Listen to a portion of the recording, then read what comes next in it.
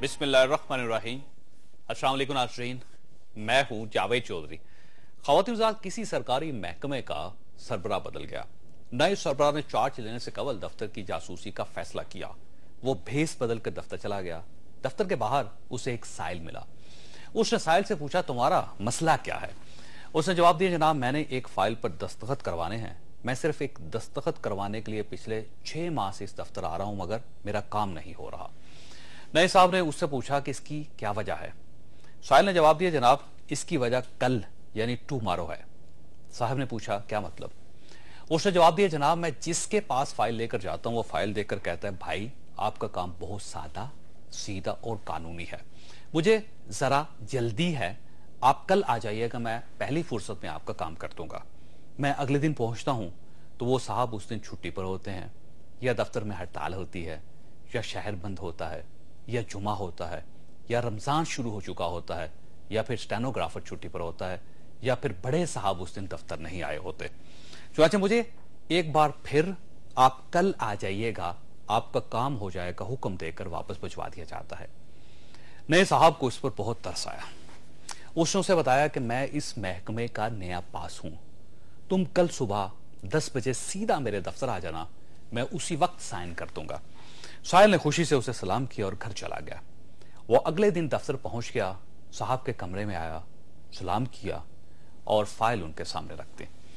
साहब ने फाइल देखी, घड़ी की तरफ देखा और उससे कहा, जमाल साहब आपका मसला जेन्युइन है, मैंने सुबह आते ही सेक्शन ऑफिसर को आपके काम का ऑर्डर लिखवा दिया था, मगर बदकिस्मती से उसका बेटा बीमार हो गया और वह घर चला गया।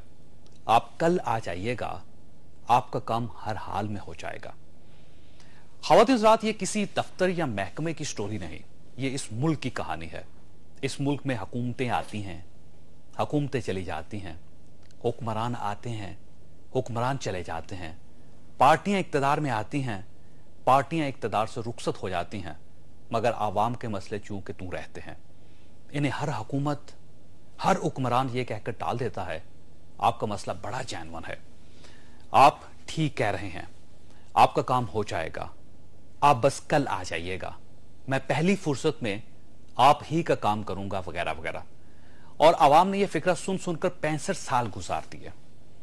आपको याद होगा 25 मार्च 2008 को यूसुफ रजा गिलानी ने वजारत उस्मा का हल्फ उठाया था। सैयद यूसुफ रजा Gilani has secured 264 votes. Pakistan की आवाम का शुक्रिया अदा करना चाहता हूं कि उन्होंने जो मैंडेट दिया है।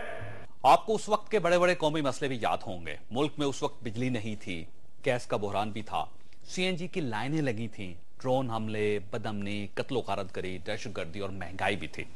उस वक्त रेलवे, स्टील मिल और पीआईए भी बहरान का शिकार थी।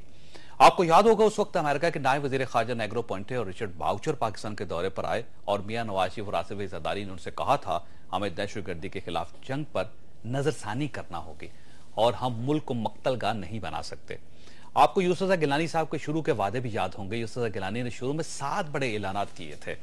इनका यह कहना था, हम बिजली, पानी, आटे और महंगाई का बहरान हल करेंगे, 2500 मेगावाट इजाफी बिजली पैदा की जाएगी, कौमी सतह पर बचत मुहिम चलाई जाएगी, वुज़रा 1600 सीसी गाड़ियां इस्तेमाल करेंगे, गरीबों को मुफ्त शनाख्ती कार्ड मिलेंगे, वीआईपी कल्चर खत्म होगा और इंशाअल्लाह कौम की उम्मीदों पर पूरे उतरेंगे। 5 साल गुजर गए, मगर इनमें से कोई एक वादा पूरा नहीं हुआ। बचत की यह हालत थी कि एक वजीर का रोजाना खर्च 1 लाख रुपए था और वुज़रा की तादाद 65 तक पहुंच गई और उनमें से 30 वुज़रा बुलेट प्रूफ गाड़ियां इस्तेमाल करते थे। महंगाई में 300% इजाफा हुआ और दहशतगर्दी इस हद तक पहुंच गई कि बशीर बिलोर सीनियर वजीर होते हुए मार दिए गए, जबकि इलेक्शन के दौरान गिलानी साहब का अपना बेटा अगवा हो गया और यह आज तक बरामद नहीं हो सका। यह उस कल आ जाइएगा जैसी पॉलिसियों का नतीजा है। अगर पिछली हुकूमत ने अपने वादों को पास किया होता तो शायद आज हालात बिल्कुल मुख्तलिफ होते, लेकिन वादों के बारे में, बिलखसूस सियासी वादों के बारे में कहा जाता है, ये होते ही भूलने और तोड़ने के लिए हैं।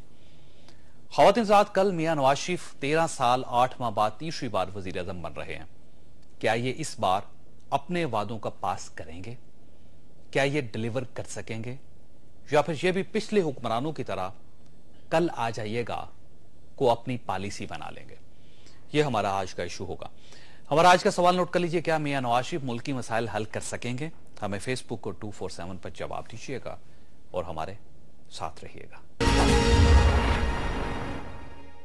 پروگرام میں دوبارہ خوش آمدید. خواصار ہمارے ساتھ تشریف رکھتے ہیں احسن اقبال صاحب، پاکستان مسلم لیگ نون کے ڈپٹی سیکرٹری جنرل ہیں اور کل یہ وزارت کا حلف بھی اٹھائیں گے. اور ان کے ساتھ تشریف رکھتے ہیں شاہ محمود قریشی صاحب، پاکستان تحریک انصاف کے وائس چیئرمین ہیں، سابق حکومت میں وزیر خارجہ رہے. شاہ جی، آپ نے بھی ایک حکومت دیکھی تھی اور ظاہر ہے اس کیبنٹ کی جو پہلی کیبنٹ تھی اس میں اس کا آپ حصہ بھی تھے. آج میاں نواز شریف صاحب کل وہ اقتدار سنبھالیں گے. آپ والی حکومت جو پرانی تھی اور میاں نواز شریف صاحب والی حکومت، کیا فرق ہوگا اس میں؟ دیکھیے، فرق تو کوالٹی آف لیڈرشپ پہ ہے نا، کہ میاں صاحب جو اپنے وزراء کی سلیکشن کرتے ہیں وہ ان کا معیار کیا ہے، ان کی دیانت کا لیول کیا ہے، جس قسم کی بیوروکریسی کو وہ پلیس کرتے ہیں وہ کس قسم کے لوگ ہیں، مختلف اداروں کے جو سربراہان ہیں وہ کیسے ہیں، تو اس سے گورننس پہ یقیناً فرق پڑے گا. بدقسمتی سے گیلانی صاحب کی جو دقت سامنے آئی وہ یہ تھی، چوائس جو تھی لوگوں کی اتنی اپروپریٹ نہیں تھی. Right man for the right job شاید وہ نہیں کر پائے اور اس کا خمیازہ انہیں بھگتا. نہیں، شروع میں جو 20 وزراء لے انہوں نے کہا کہ قومی سطح پہ بچت بھی کی جائے گی، زیادہ بڑی کیبنٹ نہیں ہوگی، زیادہ اخراجات نہیں ہوں گے، تمام وزیر 1600 سی سی گاڑیوں میں سفر کریں گے، مہنگائی ختم کی جائے گی، بے روزگاری ختم کی جائے گی.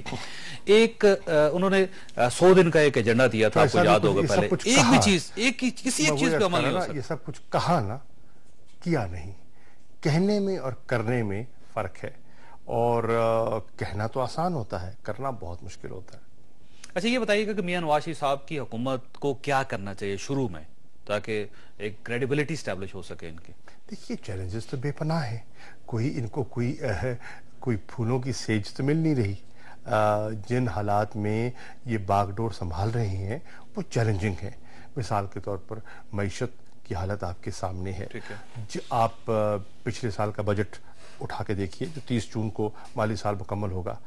ایک بینچ مارک پورا ہوتا ہوا آپ کو دکھائی دے رہا ہے؟ ایک نہیں دکھائی دے رہا. آپ اداروں کی حالت دیکھ لیں، کمزور سے کمزور تر ہو گئے. ختم ہوگی، ریلوے جس کو ہاتھ لگا لے، بے روزگاری انتہا کی، مہنگائی انتہا کی، انویسٹمنٹ نہیں ہو رہی، سرمایہ کاری نہیں ہو رہی، افراط زر، مہنگائی آسمان کو چھو رہی ہے، بے روزگاری ڈالر 100 روپے کو چھو رہا ہے. تو مشکل، بجلی کا بحران ہے. اب یہ سارے بڑے سیریس چیلنجز ہیں. لا اینڈ آرڈر سچویشن ہے، جو دہشت گردی کی جو ایک کیفیت ملک میں وہ اب بھی ہے. کل دیکھیں تحریک انصاف کے ایک منتخب ممبر صوبائی اسمبلی کو کل ہنگو میں قتل کر دیا. 6 دن بعد.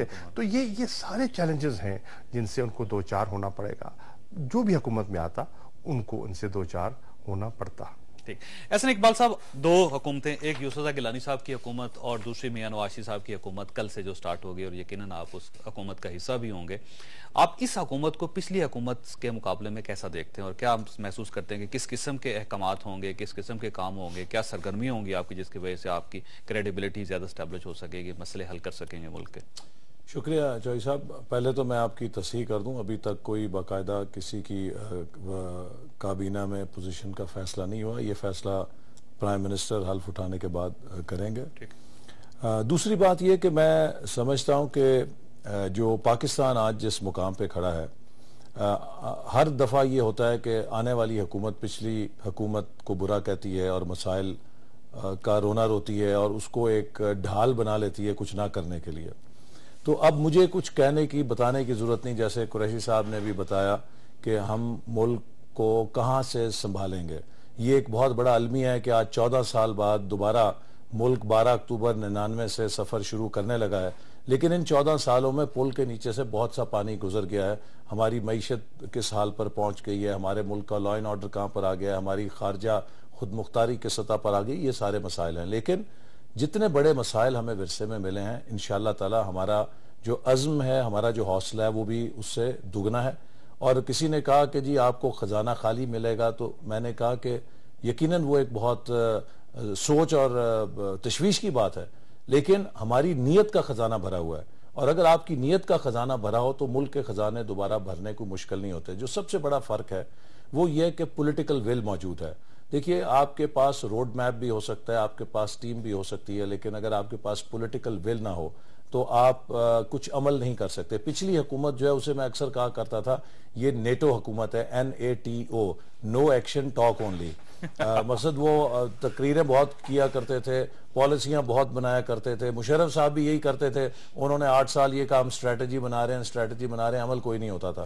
اور گیلانی صاحب بھی اسی ڈگر پہ چلتے رہے. اور ہم کوشش کریں گے کہ ہم نو ٹاک ایکشن اونلی پر چلیں, کہ باتیں کم کریں اور عمل زیادہ کریں. آج پاکستان کو آگے لے جانے کے لیے 2 راستے ہیں. ایک راستہ تو وہ ہے کہ جیسے ایک مریض جو بیمار ہو آپ اس کو ٹافیاں اور چاکلیٹ دیں, اور ٹافی اور چاکلیٹ دینے سے وہ مزید بیمار ہو جائے گا. دوسرا راستہ یہ ہے کہ اگر مریض کو آپ نے تندرست کرنا ہے تو آپ کو کچھ کڑوے فیصلے کرنے پڑیں گے, کچھ کڑوی دوائیاں کھانی پڑیں گی, جس سے آپ صحت یاب ہوں گے. آج آپ دیکھیے پاکستان کو کسی بھی رخ سے دیکھیے, اگر بجلی کا مسئلہ ہے, ٹھیک, بجلی کا مسئلہ اگر حل کرنا ہے تو 500 ارب سے زیادہ سرکولر ڈیٹ ہے. ٹھیک ہے, اس کے لیے آپ کو پیسے چاہیے. اب پیسے کہاں سے آئیں گے؟ یا تو آپ اس کے نرخ بڑھائیں, اور نرخ بڑھاتے ہیں تو لوگوں پہ بوجھ پڑتا ہے. اگر لوگوں پہ بوجھ نہیں ڈالنا تو پھر جو 3 گنا دنیا سے زیادہ ہم لائن لاسز کر رہے ہیں اور چوری کر رہے ہیں, آپ کو اس پہ قابو پانا پڑے گا. 250 ارب سے زیادہ جو واجبات پھنسے ہوئے ہیں پرائیویٹ سیکٹر میں اور حکومت کے اداروں کے پاس, حکومت آپ کو سب سے بڑی ڈیفالٹر ہے, وہ اس کو آپ کو وصولی کرنے کے لیے سختی کرنی پڑے گی. تو یہ وہ فیصلے. پھر ٹیکس کا اگر آپ دیکھیے ابھی 200 کھرب کا جو 2000 ارب کا جو آپ کا ہدف تھا وہ آپ پورا نہیں کر پا رہے. اگر آپ نے ملک کو ترقی دینی ہے تو آپ کو tax to G D P ratio 9.5% سے اٹھا کے 14% تک لے کر جانی پڑے گی. اس کا مطلب یہ ہے کہ جو لوگ ٹیکس نیٹ سے باہر ہیں یا جو ٹیکس چوری کر رہے ہیں ان پر ہاتھ ڈالنا پڑے گا. اسی طرح اگر آپ ملک کی خود مختاری کی بات کرتے ہیں تو اگر آپ اپنے خسارے پہ قابو نہیں پائیں گے, آپ کرپشن ختم نہیں کریں گے, 500 ارب روپے کی سرکاری کارپوریشنوں میں جو کرونیزم ہوا ہے, جو ہزاروں کی تعداد میں بھرتیاں کی گئی ہیں, اور جو من پسند ان کو آپ کو ریچینج کرنا پڑے گا. یہ وہ سارے مسائل ہیں جو ہمیں بھی پتہ ہے. ان کے لیے دیکھیے میں بات ختم کروں, حل کریں گے, ان سب کا حل ہے اور ہم حل کریں گے. اور میں آپ کو صرف یہ کہنا چاہتا ہوں کہ دیکھیے ان مسئلوں کو حل کرنے میں میڈیا کے ساتھ بھی ایک بڑا پازیٹیو ہمیں انگیجمنٹ کی ضرورت ہے, تاکہ ہم لوگوں تک ہماری نیت پہ اگر کوئی فطور آئے, اگر ہماری سلیکشن میں کوئی فطور آئے, آپ اس پہ ہمیں تنقید کیجئے گا. آپ بھی ایک وعدہ کیجئے گا کہ آپ لوگ ناراض نہ ہوئے, کیونکہ نون لیگ کے بارے میں یہ کہا جاتا ہے کہ ناراض فوراً عرض کروں کہ جتنی کارپوریشنیں ہیں اور جتنے کلیدی عہدے ہیں ان کے اوپر انشاءاللہ تعالی شفاف انداز میں موسٹ پروفیشنل لوگوں کو تعینات کیا. آپ پروفیشنل لوگ لگائیں گے نا ایسے صاحب, میں آپ کو گارنٹی کرتا ہوں کہ یہ مسائل حل ہو جائیں گے. شاہ محمود قریشی صاحب کی 2 چیزیں میں آپ کے سامنے رکھنا چاہتا ہوں. ایک تو یہ کہ جب یہ حکومت بنی تھی پچھلے یوسف گیلانی صاحب کی, 1 سال کے بعد ہم 6 لوگ ہم ان سے ملے سے جا کے شاہ محمود قریشی صاحب سے, انہوں نے 2 چیزیں بتائی تھی.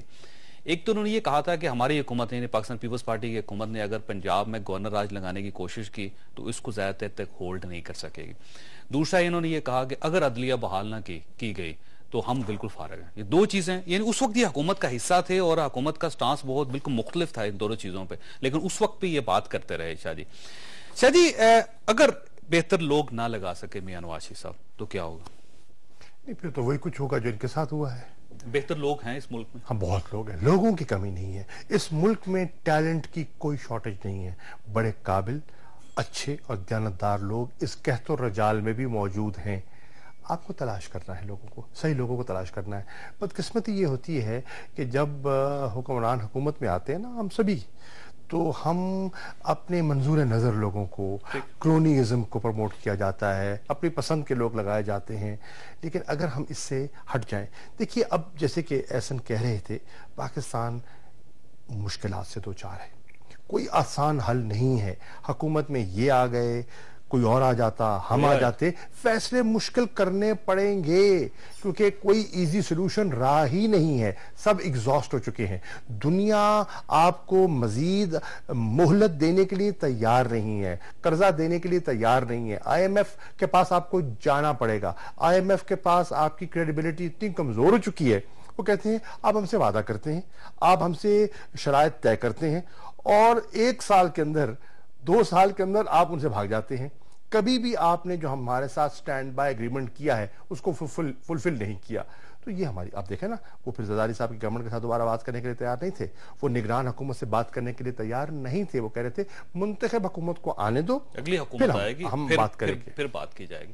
شاہ جی بڑے واقعات ہیں آپ کی حکومت کے, مثلا اینجلینا جولی آئی, آپ کو یاد ہوگا کہ اس میں کیا ہوا تھا, بڑا دلچسپ واقعہ تھا کہ پرائم منسٹر صاحب نے ان کو بلوایا پرائم منسٹر ہاؤس میں اور اپنی فیملی کو ملتان سے بلوایا جہاز بھیج کے اور ان کے ساتھ تصویر بنوانے کے لیے, اور اس میں اتنا پروٹیسٹ کیا اس نے اس بات پہ کہ میں سیلاب کے لیے آئی ہوں, لوگوں کی مدد کرنے کے لیے آئی ہوں اور آپ لوگ اس طرح عیاشی کر رہے ہیں. یہ چائنیز جو پرائم منسٹر آئے ابھی, اور انہوں نے سینٹ میں خطاب کرنا تھا, انہوں نے وہاں چائے پینے سے انکار کر دیا, انہوں نے کہا کہ آپ کے حالات اتنے خراب ہیں تو آپ کو اس قسم کی لیوش, آپ کو بڑی بڑی قسم کی تقریبات نہیں کرنی چاہیے. یہ ہے ملک یہ, اور جب تک ہم اس قسم کے فیصلے نہیں کریں گے یہ ملک آگے نہیں جا سکے. ایسا صاحب آپ کو اپنا لائف سٹائل بدلنا پڑے گا. 98 کی بات ہے, ہم IMF کی میٹنگ میں گئے واشنگٹن ڈی سی, تو وہاں پہ سفارت خانے نے ہمارے لیے بکنگ کی ہوئی تھی ہوٹل کی. تو جب میں ہوٹل میں گیا تو میں نے اس کا جو ڈیکور ہے وہ دیکھ کے اندازہ لگایا کہ یہ کوئی بہت مہنگا ہوٹل ہے. تو میں نے ان سے پوچھا کہ اس کی کیا چارجز ہیں, انہوں نے کہا جی $550. میں کہا یار یہاں ہم وہ قرضے لینے آئے ہوئے ہیں IMF پہ, تو $550 کے ہوٹل میں مجھے تو رات نیند نہیں آئے گی, تو آپ یوں کریں کہ کوئی سستا ہوٹل کوئی $100 تک مل جاتے ہیں وہ دیکھیں. وہ کہا سر بڑی مشکل سے ہم نے دیکھا ہے. خیر میں نے یلو پیجز اٹھائے, اس میں سے ہالیڈے ان کی وہ ٹول فری نمبر دیکھا, انہیں فون کیا, انہوں نے کہا جی 2 بلاک آگے $112 پہ ایک کمرہ اویلیبل ہے ہماری پراپرٹی میں. میں نے کہا بھی آپ بک کریں, تو امبیسی والوں کو بلایا کہ بھی سامان شفٹ کریں. اب وہ امبیسی والوں کے لیے ایک سرپرائز تھی. وہ کہتے جی ہمیں تو, میں وہاں پوسٹڈ تھا, وہاں تھا, تو جب آتے تھے وزیر صاحب تو وہ ٹیلیکس آتی تھی کہ جی وہ لیک ویو کا جنیوا میں کمرہ بک کرنا ہے. اب دیکھیں نا یہ جو اسی طرح ہمارے جو سرکاری اہلکار بھی باہر جاتے ہیں, جب تک ہم اپنے اندر یہ احساس نہیں لائیں گے کہ ہم نے حکومت کے پیسے کو بھی اسی طرح خرچ کرنا ہے جیسے ہم اپنے پیسے کو خرچ کرتے ہیں. لائف سٹائل بدلنا پڑے گا. ہم باہر جاتے ہیں اپنے پیسے, اور اگر کل سے لائف سٹائل نہ بدلا $10 کے اوپر بارگیننگ کرتے تبدیلی نہیں ہیں, آئے گی. $10 پہ بارگیننگ کرتے ہیں, لیکن جہاں حکومت کا خرچہ ہوتا ہے ہم کہتے ہیں جی لیوش سے لیوش ترین لیں. تو اس لیے میں سمجھتا ہوں کہ حکومت کے اوپر اب بہت بڑی ذمہ داری ہے کہ اگر حکومت اپنے پیٹ پر ایک پتھر باندھے گی, قوم شاید 2 پتھر بھی باندھے گی. لیکن اگر حکومت اور ہم اپنے پیٹ پہ پتھر نہیں باندھیں گے اور اپنی مثال قائم نہیں کریں گے تو کوئی ہمارے ساتھ بھی سختی برداشت نہیں کرے گا. لہٰذا یہ ایک پرسنل ایگزامپل سیٹ اپ کرنی پڑے گی, اور اس میں آپ دیکھیں گے کہ نواز شریف صاحب نے یہی فیصلہ کیا کہ ہم وزارتوں کو گھٹائیں, کابینہ ایک بہت مختصر اور فعال رکھیں, اور ہر سطح کے اوپر جو غیر ضروری اخراجات ہیں انہیں گھٹا کے لوگوں کو بھی بتائیں کہ اس سادگی کے اندر اور اس ملک کو ٹھیک کرنے کے اندر سب سے پہلے ہم نے ان اصولوں کا اپنے اوپر اطلاق کیا. اگر ہم یہ ہائی مورل گراؤنڈ نہیں لیں گے تو شاید وہ سخت فیصلے جو ہمیں کرنے چاہیے اس ملک کو ٹھیک کرنے کے لیے, ان کے لیے ہمیں حمایت نہیں مل پائے. سر 112 ایکڑ کے پرائم منسٹر ہاؤس میں جب آپ رہیں گے تو لوگ آپ کا ساتھ نہیں دیں گے, آپ کو یہ لائف سٹائل چینج کرنا پڑے گا. 3 کانوائے چلتے ہیں پرائم منسٹر کے, آپ کو پتا 30 گاڑیاں ہوتی ہیں. دیکھیے کہ میری ذاتی رائے ہے, وزیر اعظم کیا فیصلہ کرتے ہیں میں نہیں کہہ سکتا, لیکن کچھ چیزیں جنہیں ہم نے کلیشے بنا لیتے ہیں. مثال کے طور پہ وزیر اعظم صاحب, وہ پرائم منسٹر ہاؤس ایک بڑا ماڈسٹ ہے, وہ ایک اسٹیٹ ضرور ہے جس میں باقی ان کے سٹاف کا بھی گھر ہے ایک بڑی ہے, لیکن جو پرائم منسٹر ہاؤس ہمارا اپنا ہے وہ ایک بڑی ماڈسٹ ہے, اس طرح کی آپ کو گلبرگ میں سینکڑوں اس سے بڑی کوٹھیاں نظر آ جائیں گی. لیکن آپ جب باہر جاتے ہیں تو کیا ہوتا ہے کہ لوگوں کی زندگی میں خلل ہوتا ہے, سیکیورٹی کے لیے راستے بند ہوتے ہیں, وہاں پر صبح شام لوگوں کی کارروائی ہوتا ہے. ہاں اچھا, اس لیے ان چیزوں کو بھی ہمیں پریگمیٹک ہونا چاہیے کہ کوئی ایسی چیز بھی, میں ذاتی میری رائے ہے کہ جس سے لوگوں کے لیے خلل ہو, اور ایک کوئی خیر وہ آپ کا انفراسٹرکچر تو آپ ختم نہیں کر دیں گے, وہاں پہ ملازم بھی رہیں گے, وہاں پہ بجلی بھی جلے گی, وہ سب کچھ ہوگا, آپ نے بچت کتنی کی اور شاید اس کا کتنا اثر ہوگا یہ ان کا فیصلہ ذاتی جو بھی کریں گے. کچھ چیزیں سمبولک ہوتی ہیں, مثلا 10 ڈاؤننگ سٹریٹ بھی تو ہے نا, پچھلے دیکھیں 300-350 سال سے پرائم منسٹر وہیں رہ رہا ہے ان کا, اور 3 کمروں کا وہ ایک 3 بیڈ روم کا ایک چھوٹا سا اپارٹمنٹ ہے, چھوٹی سی جگہ ہے, تو وہ بھی ایک سمبولک ہوتی ہے ہمیشہ کہ آپ نے سمبلزم کا اظہار کرنا ہوتا ہے, آپ نے یہ بتانا ہوتا ہے کہ اگر قوم غریب ہے تو ہم بھی آپ کے ساتھ ہی ہیں. وہ آپ اس سے فائدہ ہوتا ہے. یا تو بناتے نا, میری ذاتی رائے ہے کہ اگر ایک چیز بنی ہوئی ہے تو اس کو ڈس فنکشنل رکھ کے, وہ ایک کانٹرڈکشن ہوتی ہے. یہ جو اس قسم کے PR کیمپینز ہیں نا, ان کا فائدہ میرے نزدیک کوئی زیادہ نہیں ہوتا. اصل بات یہ ہے کہ آپ کی گورننس میں, آپ کی حکومت کے اندر آپ کیا اپنے اخراجات گھٹاتے ہیں, وزارتوں کا سائز چھوٹا کرتے ہیں. میرے نزدیک وزیر اعظم ہاؤس میں رہتے ہیں یا نہیں رہتے, اس سے بڑا فیصلہ یہ کہ آپ کے PM سیکریٹریٹ کا بجٹ کتنا ہے, اس کا سٹاف کتنا ہے. آپ اس کے اندر کتنی کمی لے کر آتے ہیں, آپ نچلے سطح پر حکومت کا جو اخراجات ہے اس پہ کس حد تک قابو پاتے ہیں. یہ وہ چیزیں ہیں کہ جن سے لوگ ہماری سنجیدگی کا جائزہ لیں. ٹھیک, میں نے وقفہ لینا ہے شاہ محمود قریشی صاحب, اس کے بعد آپ کی طرف آؤں گا. اور ایک چھوٹا سا پریسیڈنٹ آپ نے بھی طے کیا ہے خیبر پختونخوا میں, آپ کے جو چیف منسٹر صاحب ہیں وہ چیف منسٹر ہاؤس میں نہیں رہ رہے, انہوں نے کل گارڈ آف آنر نہیں لیا, انہوں نے اپنی سیکیورٹی واپس کر دی, اپنے گھر سے سیکیورٹی واپس کر دی, صرف 6 کانسٹیبل ہیں اب ان کے ساتھ اور 2 گاڑیاں ان کے آگے پیچھے چلتی ہیں. اگر خیبر پختونخوا کا چیف منسٹر یہ کر سکتا ہے جہاں پہ اتنے حالات خراب ہیں, تو میرا خیال ہے دور سے چیف منسٹرز بھی کر سکتے ہیں. چھوٹی سی بریک کے بعد واپس آ پروگرام میں دوبارہ خوش آمدید. خواصات اگر آپ ملک سے باہر چلے جائیں, وائٹ ہاؤس چلے جائیں, آپ 10 ڈاؤننگ اسٹریٹ میں چلے جائیں, چائنیز پرائم منسٹر اور پریزیڈنٹ کے گھر میں چلے جائیں, تو وہاں پہ آپ کو بڑی بڑی دعوتیں نظر نہیں آتی. لیکن ہمارے پرائم منسٹر ہاؤس ہے, ہمارا پریزیڈنٹ ہاؤس ہے, اس میں سرکاری کھانا دیا جاتا ہے تمام اہلکاروں کو, اور اس کے علاوہ باہر سے جو مہمان آتے ہیں اس پہ بھی کچن ہر وقت چلتا رہتا ہے. اگر میری تجویز ہے احسن اقبال صاحب سے کہ اگر وہاں پہ آپ ایک اچھی کنٹین بنا لیں اور سب سے کہیں کہ آپ اپنے خود پے کر کے سبسٹائز کر لیں بے شک اس کھانے کو, لیکن وہ سب خود پے کر کے کھانا کھائے اور کم از کم کچن ہی بند کر دیا جائے, تو اس سے بھی لاکھوں روپے کا فائدہ ہو سکتا ہے. شاہ محمود قریشی صاحب, یہ چھوٹے چھوٹے کام ہوتے ہیں, اس سے کوئی بہت بڑی بچت نہیں ہو سکتی, لیکن آپ قوم کو ایک میسج دیتے ہیں کہ ہم آپ کے ساتھ ہیں, تو یہ میسج نہیں چاہیے ہمیں؟ ضرور دیجیے میسج, اپروپریٹ مناسب میسج جانا چاہیے, اور یہ آپ کی تجویز بری نہیں ہے. لیکن دیکھیے جہاں آپ کا اربوں کا نقصان ہو رہا ہے اس پر توجہ دینی ہوگی. مثال کے طور پر آپ کی پبلک سیکٹر انٹرپرائزز جو ہیں وہ 500-600 ارب سالانہ ہڑپ کر رہی ہے, اور کوالٹی آف سروس جو ہے وہ گرتی چلی جا رہی ہے. اب اس پہ فوکس کرنے گے نا. آپ کا بجلی کا بحران, آپ اربوں روپے لوگوں پہ ٹیکس کر کے, اور آپ دے رہے ہیں اپنا واپٹا کو, جی ریٹ بھی بڑھا دیے ٹیرف کا, لوگوں کو ریلیف نہیں ملا. تو یہ چیزیں ہیں جن پر توجہ دیں. بجلی نہیں ہے, بل بڑھ رہے. ہاں, بجلی نہیں ہے, اور وہ کہتے ہیں نا پہلے تو بجلی جایا کرتی تھی, اب دیہاتوں میں کبھی کبھی آتی ہے. اسلام آباد میں ہر گھنٹے بعد جاتی ہے, گھنٹے بعد 1 گھنٹہ. جی اسلام آباد کو تو اب شروع ہوئی ہے, پہلے تو اسلام آباد کی خاصی بچت تھی. ذرا دیہات میں جا کے دیکھیں کیا. اچھا یہ بتائیے, آپ کے اپنے چیف منسٹر نے جہاں خیبر پختونخوا میں اس نے بہت اچھا جیسے یہ لوگ بہت اپریشیٹ کر رہے ہیں ان کو, انہوں نے اپنا چیف منسٹر ہاؤس چھوڑ دیا, اپنی سیکیورٹی چھوڑ دی, انہوں نے بہت لمیٹڈ سیکیورٹی کے ساتھ اب وہ چل رہے ہیں, گارڈ آف آنر نہیں لی انہوں نے.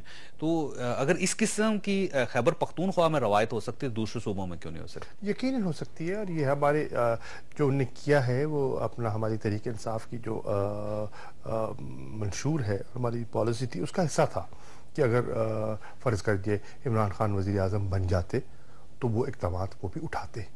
اگر ہماری کہیں اور گورنمنٹ بنتی تو یہ اقدامات اٹھانے چاہیے تھے.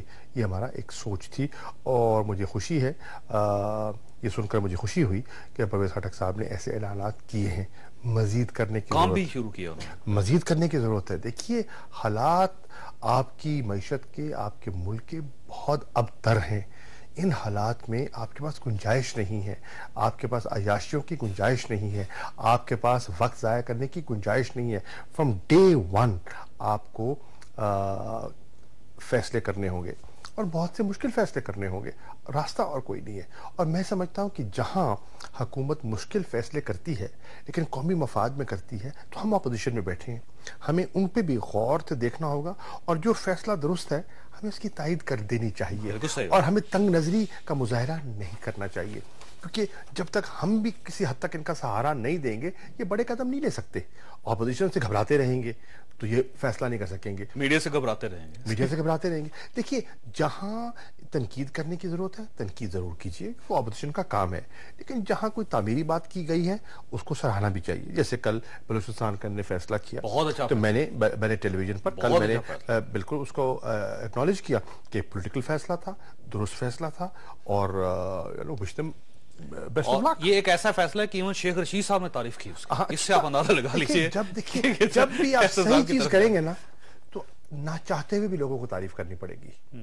ایسا صاحب 3-4 چیزیں, مثلا ہمارے جتنے پرائم منسٹر صاحب ہیں, پریزیڈنٹ صاحب ہیں, جب وہ دورے پہ جاتے ہیں اپنا جہاز لے جاتے ہیں, اور اگر 6 دن باہر ہیں تو 6 دن جہاز باہر رہے گا, پارکنگ فیس اس کی ادا کرنی پڑے گی, آپ کو کتنا پیسے دینے پڑتے ہیں, اور آپ جہاں امداد لینے کے لیے رہے ہیں اور ان سے ریکویسٹ کر رہے ہیں کہ پاکستان میں انویسٹمنٹ کریں, لیکن اپنا ساتھ جہاز بھی لے کے جا رہے ہیں, پورا سٹاف لے کے جا رہے ہیں. ہم اس کو ختم کر سکتے ہیں. اگر برطانیہ کا پرائم منسٹر وہ کمرشل فلائٹ پہ دنیا کے دوسرے ملکوں میں سفر کر سکتا ہے وہاں جا سکتا ہے, سرکاری دورے پہ جا سکتا ہے, تو ہمارے پرائم منسٹر کو کیوں نہیں ایسا کر سکتا جی؟ اس قسم کے کام تو کریں. بالکل ایسا کرنا چاہیے, لیکن اس میں بھی دیکھیے نا, اگر آپ کسی ایسے ملک جا رہے ہیں کہ جہاں پہ کمرشل فلائٹس ہیں, آپ کے PIA چلتی ہے تو بہت آسانی ہے. کئی دفعہ ایسا روٹ ہوتا ہے کہ جس پہ کوئی نہیں ہے, تو پھر یہ بھی ہوتا ہے کہ جب پرائم منسٹر ٹریول کر رہا ہو تو اس جہاز کی ایکسٹرا سیکیورٹی ہو جاتی ہے. سر وہ دنیا میں اور نہیں, میں آپ سے کہوں ہمارے مخصوص جو حالات ہیں تو وہ زحمت بھی ہوتا ہے. لیکن آئی ایگری, میں اس بات سے متفق ہوں کہ جو ہمیں کوشش کرنی چاہیے کہ زیادہ سے زیادہ جو کمرشل فلائٹس عمرے پہ جائیں گے, اپنا جہاز لے کے جائیں گے عمرے پہ,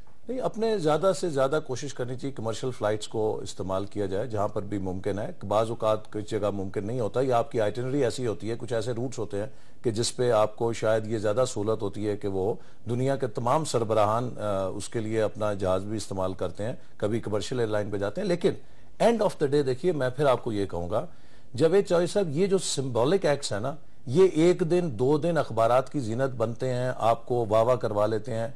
آپ کی جو اکاؤنٹیبلٹی ہے وہ آپ کی ڈیلیوری اور پرفارمنس پہ ہوتی ہے. اصل بات جو حکومت کے کرنے کی ہوتی ہے, 5 سال بعد لوگ ہمارا محاسبہ اس بات پہ کریں گے کہ کیا 2018 میں ہماری زندگی 2013 کے مقابلے میں بہتر ہوئی یا نہیں ہوئی. کیا بجلی کا بحران 2018 میں 2013 کے مقابلے میں بہتر ہے. کیا کاسٹ آف لیونگ 2018 میں 2013 کے مقابلے میں بہتر ہے. کیا جاب اپرچونٹیز 2018 میں 2013 کے مقابلے میں بہتر ہوں گی. کیا پاکستان کی انٹرنیشنل رسپیکٹ 2018 میں 2013 سے بہتر ہوگی. یہ وہ انڈیکسز ہیں کہ جن کے اوپر حقیقی طور پہ کارکردگی کا مظاہرہ ہوتا ہے. دیکھیے شہباز شریف صاحب کے بارے میں کتنا کچھ لکھا جاتا تھا کہ جی ان کے 2 دفتر ہیں, 3 دفتر ہیں, 4 دفتر ہیں. ان کی حکومت نے ڈیلیور کیا. کسی نے اس بات کی طرف نہیں غور کیا کہ ان کے 2 دفتر تھے یا 3 دفتر تھے, ان کو بھرپور مینڈیٹ دیا. اس لیے کہ جو حکومت لوگوں کی زندگی میں تبدیلی لاتی ہے یا لوگوں کو ترقی دیتی ہے, یا انہوں نے کرپشن کا 0 ٹالرنس رکھا, کوئی سکینڈل نہیں آنے دیا, ان کی حکومت کی کارکردگی اور پرفارمنس یا ڈیلیوری ان کے لیے ڈیفائننگ ایکٹ بنی. ان کو یہ ووٹ اس بات پہ نہیں ملا کہ وہ کون سے رنگ کا سوٹ پہنتے تھے, کون سی گاڑی میں بیٹھتے تھے. تو اصل بات یہ ہے کہ آپ اور ہم مل کر کوشش یہ کریں کہ جو پاکستان کے ڈیفائننگ پرفارمنس انڈیکیٹرز ہیں, مثال کے طور پہ کرپشن پہ حکومت نے کس حد تک ہاتھ ڈالا, سرکاری کارپوریشنوں کی کارکردگی کو کتنا بہتر بنایا, پاکستان کی ایکسپورٹس کے لیے کیا کیا, توانائی کے بحران کے لیے کیا کیا, جاب کریشن کے لیے کیا کیا. یہ وہ ڈیفائننگ چیزیں ہیں کہ جن کے اوپر حکومت کی کارکردگی جانچی جائے گی, اور اس کے لیے ہم بھی کوشش کریں گے کہ ان پیمانوں کے اوپر چلیں. اور میں قریشی صاحب کی اس بات کو ریسیپروکیٹ کرتا ہوں کہ اس وقت جو پاکستان کے چیلنجز ہیں وہ سیاسی نہیں, قومی نوعیت کے ہیں, اور ہمیں ایک یکجہتی کی فضا میں ہمیں خوشی ہوگی کہ جہاں ہماری غلطی ہے ہم کوئی کوتاہی کریں, یہ ہماری اس طرف نشاندہی کریں, ہماری اپوزیشن کریں. لیکن جو قومی چیلنجز ہیں ان پر ہم بھی یہ کوشش کریں گے کہ تمام صوبوں کو اپوزیشن کو ساتھ لے کر ملک کی توانائی کا بحران, لا اینڈ آرڈر کی سچویشن, ملک کی معیشت کی بحالی, اس کے لیے ایک قومی ایجنڈے کے ساتھ چلے. اچھا, میں وقفہ شاہ جی یہیں سے سٹارٹ کریں گے, لیکن وقفے پہ جانے سے پہلے ایسا صاحب چھوٹی سی گستاخی ہے, لیکن کہا یہ جاتا ہے کہ جو شخص اپنے آپ کو نہیں بدل سکتا وہ دنیا میں کسی کو نہیں بدل سکتا. آپ نے سب سے پہلے اپنا لائف سٹائل چینج کرنا ہے. اگر آپ نے کر لیا آپ پورے ملک کو بدل دیں گے, اور اگر آپ کا لائف سٹائل وہی رہا جو یوسف رضا گیلانی صاحب کا تھا یا پرویز مشرف صاحب کا تھا اس لائف سٹائل سے محفوظ رکھے یا شوکت عزیز صاحب کا تھا, تو پھر آپ اللہ تعالیٰ اس سے محفوظ رکھے. بریک کے بعد واپس آ رہے پروگرام میں دوبارہ خوش آمدید. قریشی صاحب, دوبارہ وہی, اس میں کوئی شک نہیں کہ سمبلزم سے کوئی خاص فائدہ نہیں ہوتا. اکانومی کو بہت سی چیزیں چاہیے ہوتی ہیں, مس مینجمنٹ ہے وہ ختم کریں, آپ بیڈ گورننس ہے اس کو ختم کریں, ریونیو جنریٹ کریں, ٹیکس لوگوں سے زیادہ لیں. لیکن اس کے ساتھ ساتھ آپ نے تھوڑا سے سمبل بھی بتانے ہوتے ہیں, آپ نے یہ بھی دکھانا ہوتا ہے کہ قوم اگر مشکل میں ہے تو ہم بھی آپ کے ساتھ ہیں. دیکھیے آپ نے ذکر کیا, جہازوں کا ذکر کیا, سب کچھ کیا. دیکھیے میں اس سے تھوڑا آگے جاؤں گا, اور وہ یہ ہے کہ بہت سارے ہمارے اننیسیسری ٹرپس ہوتے ہیں, ان کو اوائڈ کیا جا سکتا ہے. بڑے بڑے وفود لے کے جاتے ہیں, کیا ضرورت ہے, اور اتنے عمرے کرنے کی کیا ضرورت ہے, کرنا ہے. اب سوال یہ ہے ان ڈیلیگیشنز میں اکثریت ان لوگوں کی ہوتی ہے جن کا اس سارے ٹرپ میں کوئی کام ہی نہیں ہوتا. خدا کے لیے چھوڑیے ان چیزوں کو. بہت سے ٹرپس ایسے ہیں جو کیے جاتے ہیں صرف اپنی ایگو ٹرپس ہوتے ہیں. ان سے نکلتا کیا ہے, آپ نے وہاں کوئی MOU کیا سائن کیا, آپ معاہدہ پلان کر کے جائیے. اب دنیا میں لوگ اس طرح اٹھ کے نہیں گھومتے. پہلے ایجنڈا بناتے ہیں, اس کے لیے پہلے ہوم ورک کرتے ہیں, اسپریڈ ورک کرتے ہیں, اور اگر اس میٹنگ سے کچھ نکلتا ہوا دکھائی دیتا تو پھر جاتے ہیں, منہ اٹھا کے نہیں چل پڑتے. تو ان چیزوں کو کیا جا سکتا ہے, اور یہ اگر کر دیا جائے تو یہ اچھا پریسیڈنٹ ہوگا. اور یقین جانیے جب ایک اچھا پریسیڈنٹ سیٹ ہو جائے نا تو اس کو ریورس کرنا آنے والے کے لیے آسان نہیں ہوتا. اچھا یہ وزراء مثلا کیونکہ میاں نواز شریف صاحب کا یہ کہنا ہے کہ وزراء کم ہوں گے, بالکل ٹھیک ہے, بہت اچھی بات ہے, لیکن جس طرح پچھلی حکومت میں جو آپ سے پچھلی حکومت جو تھی اس میں وزیروں کو بلٹ پروف گاڑیاں دے دی گئی, 30 وزراء تھے, ان کے پاس گاڑیاں تھی, پھر اسکواڈ چل رہے ہیں, آگے پیچھے چل رہا ہے, اسکواڈ چل رہا ہے, ان کو سیکیور کر رہا ہے. کوئی ایم این اے اگر وہ صدر صاحب کے قریب ہے یا پرائم منسٹر صاحب کے قریب ہے تو پہلا جو ان کو فائدہ پہنچایا جاتا تھا کہ پولیس کو حکم دیا جاتا تھا کہ دو گاڑیاں ان کے آگے پیچھے لگا دو. آپ وزراء کی بات کر رہے ہیں, میں کہتا ہوں کبھی آپ چیف سیکرٹریز اور آئی جیز کا چلنا دیکھیں, کبھی آپ کسی پولیس کے ڈی آئی جی کو باہر نکلتے دیکھیں, اور جو ان کی جو آگے ان کے پیچھے جو گاڑیاں ہوتی ہیں اس ٹھاٹ کو تو دیکھیں نا آپ کو ہم کس دنیا میں رہ رہے ہیں. یقین جانیے ہمیں اپنے طور طریقے تبدیل کرنے ہوں گے, نہیں تو دنیا ہمارا مذاق اڑائے گی, اور ہم اس کے قریب پہنچ چکے ہیں. ایسا صاحب آپ کی طرف آنا, لیکن آپ کو میں 2-3 انفارمیشن مزیدار دیتا چلوں کہ یوسف گیلانی صاحب ہیں اور ہمارے وزیر داخلہ تھے رحمان ملک صاحب. آپ کو پتا کہ جاتے جاتے ان کی کیا فرمائش تھی, انہوں نے برطانوی ایمبیسی سے یہ کہا, ہائی کمیشن سے کہا کہ ہمیں 10 سال کے ویزے لگا دیے جائیں, اور یہ ان کی جاتے جاتے ان کی درخواست تھی ان ایمبیسیز کو. 425 ایم این اے سینیٹرز ہیں جن کو پروٹوکول آفیسرز نے ان کو ویزے لگوا کے دیے. وہ ہمارا آپ کا ان کا جو پورا ڈپارٹمنٹ تھا وزارت خارجہ, وہ اس کام میں لگ گئی کہ ایم این ایز اور سینیٹرز اور وزراء اور ان کی فیملیز کو ویزے جاری کروائے جائیں. کم از کم دیکھیے یہ چھوٹی چھوٹی چیزیں ہوتی ہیں جن کے اوپر اگر آپ پابندی لگائیں گے تو ایک اچھا میسج جائے گا دنیا کو. بالکل ٹھیک. ملک صاحب باہر چلے گئے؟ پتہ نہیں, تو آپ کو پتا ہو. ہمیں کیا پتا, ہم تو مطلب الیکشنز میں محو تھے, ہمیں تو ہوش ہی نہیں تھا. اچھا لاہور نہیں, رحمان ملک صاحب لاہور ہیں. اچھا کہتے تو یہی ہیں, اخبارات میں تو کئی لندن کے بیان چھپے ہیں. نہیں کیونکہ وہ اسی حل پہ میرا خیال ہے شاید نہ جا سکے باہر سر اس میں. جی ایسا صاحب یہ بتائیے گا کہ جب آپ کی حکومت آئے گی پہلا حکم آپ کی طرف سے کیا ہوگا, پہلا جیسچر کیا ہوگا؟ میں آپ سے دیکھیے بہت سارے جو اقدامات ہیں ان کا اعلان تو وزیر اعظم اپنی نشری تقریر میں کریں گے, لیکن جو ہماری پرائرٹیز ہیں وہ بہت واضح ہیں. سب سے پہلی جو پرائرٹی ہے وہ انرجی کے بحران اور توانائی کے مسئلے پر ہے. چونکہ جس ملک میں 18 گھنٹے بجلی نہیں ہے وہاں پہ نہ اکانومی ہے, نہ کارخانے ہیں, نہ کاروبار ہے, اور اب تو گھریلو زندگی اور خاندانوں کا سکون بھی تباہ ہو چکا ہے.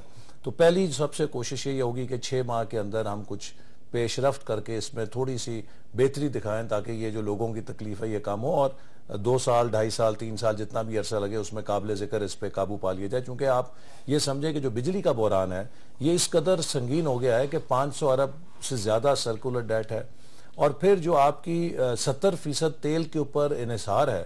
جب $20 کا تیل آتا تھا شاید آپ چلا سکتے تھے, اب $100 سے اوپر, وہ انسسٹینیبل ہے, کسی بھی طریقے سے آپ اس پہ دیر تک نہیں چل سکتے. لہٰذا آپ کو 2-3 سالوں میں کوئلے پہ, گیس پر, پانی کے وسائل پر جانا ہے, اس کے لیے سرمایہ کاری کرنی پڑے گی. تو توانائی کا بحران ہماری پہلی ترجیح ہے. دوسری ترجیح جو ہے وہ اکانومی کو جمپ سٹارٹ کرنا ہے تاکہ جو تھوڑی توانائی بھی آئے تو ہم سرمایہ کار کا اعتماد بحال کریں, اور اس کا طریقہ جو ہے وہ یہی ہے کہ آپ اہل افراد کی ٹیم بنائیں, ملک میں کرپشن کے لیے 0 ٹالرنس دیں, اور انویسٹر بزنس فرینڈلی پالیسیز لائیں, اور بالخصوص جو اوورسیز پاکستانیز ہیں ہم ان کو خصوصی مراد دیں گے, ان کو اٹریکٹ کریں گے. انڈیا کی مثال ہے, چائنا کی ہے, ملیشیا کی ہے, کوریا کی ہے. جو ایکسپیٹریٹس تھے یا جو بیرون ملک ان کے مقیم لوگ تھے انہوں نے بہت کلیدی کردار ادا کیا اپنے وسائل سے اور اپنے تجربے سے.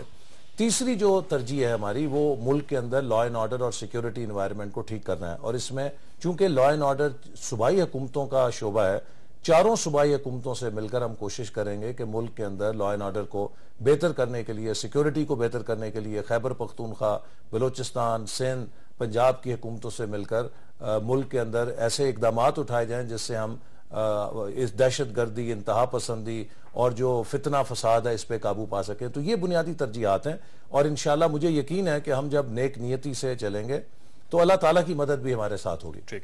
شاہ جی آخری سوال آپ سے, اگر آپ پرائم منسٹر ہوتے تو کیا کرتے آپ؟ دیکھیے ترجیحات تو بڑی واضح ہیں جو ان نے بتائی ہیں, اور ترجیحات درست ہیں, ترجیحات یہی ہونی چاہیے جو احسن صاحب نے فرمائی ہیں.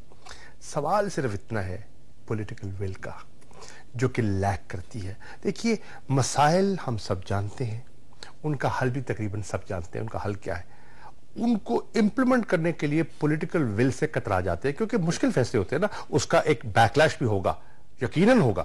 لیکن اپنے لوگ ناراض کرنے یہی تو پڑیں گے. لیڈرشپ ہے, یہی تو لیڈرشپ کاؤنٹ کرے گی کہ آپ کا سبسٹنس کیا ہے, آپ کا میٹل کیا ہے, قیادت کی آپ میں صلاحیت کتنی ہے. یہ ہے وہ پولیٹیکل ول جو ایکسرسائز کرنی ہوگی. اب دیکھیے نا, آپ نے ڈاکٹر مالک کا فیصلہ کیا نا, آپ کی اپنی پارٹی کے لوگ تھے جنہوں نے 5 سال 10 سال مار کھائی, لیکن آپ نے کیونکہ بڑا فیصلہ کیا تو پارٹی کے لوگوں نے بھی تسلیم کیا. اگر آپ وہاں پہ فیورٹزم کرتے تو ظاہر ہے آپ کے لیے مسائل پیدا ہو جاتے. اس قسم کے اگر بڑے فیصلے کریں گے لیکن میں آپ کو مثال دوں, لوگ آپ کو اپریشیٹ کریں گے, ساتھ دیں گے خیبر آپ کا. پختونخوا میں آپ کو دعوے سے کہتا ہوں کہ اگر ہم حکومت بنانا چاہتے تو بنا سکتے تھے, لیکن ایک جمہوری ٹریڈیشن قائم کرنے کے لیے پی ٹی آئی کا چونکہ بڑا مینڈیٹ تھا, یہ بڑی پارٹی تھے, ہم نے ان کے حق کو تسلیم کیا.